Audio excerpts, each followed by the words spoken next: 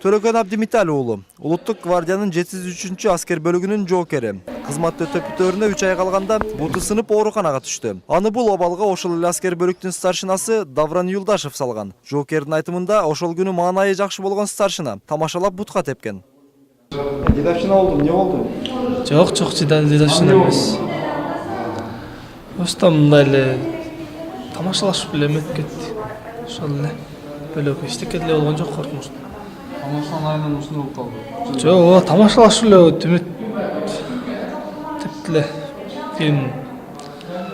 Өзбеңдер сен мындай службага келгенде Жок, мындай эле старшинам эле. Тамашанын кесепеттен мындай абал келип чыгышына жоокердин апасы ишенбейт. Анын оюнча баласына зомбулук көрсөтүлгөн. Учурда жоокер жашырып эч нерсе айтпай жатат.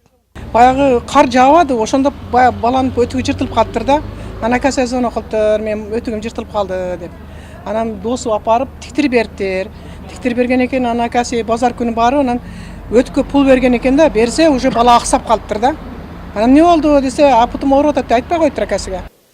Жоокердин бутуна эми операция жасалышы керек. Алгаш төлөгөн дарыгерлерге старшина токмоктогонун айткан. Бирок аз убакыт өткөндөн кийин кайра тамашалашты деген версияны карманган.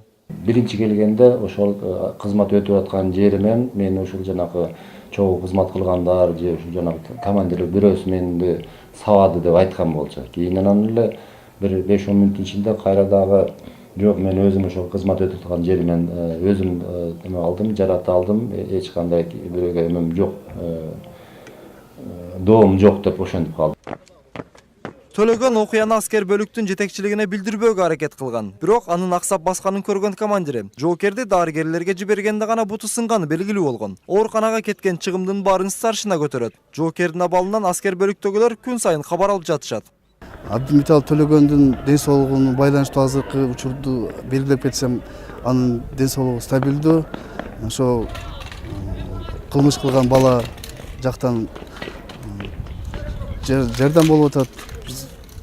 Аскер бөлүк жактан дагы жардам болуп жатат. Аталган факт боюнча аскер прокуратурасы кылмыш ишин козгоду. Сурак учурда жабырлануучу жөн гана жыгылдым деп айтып, кийин гана старшина тепкенин моюнга алган. Ал эми күнөөлүү деп айтылып жаткан Давран Юлдашевдин үстүнөн иликтөө иштери жүрүүдө. Биринчи сурак маалында бала өзү айткан эмес, жыгылдым деп элечи. Анан кечки саат 7-ге чейин сүйлөшүп отуруп, анан кийин выявлять этип атабыз, бир старшина тепкенди, Юлдашев деген старшина тепкендиги боюнча. Учурда бул факт боюнча атайын экспертизанын жыйынтыгы күтүлүүдө. Ал чыккандан кийин гана юридикалык баа берилип, күнөөлүүлөргө чара көрүлөт. Эрмек Муратбек уулу, Ынтымак.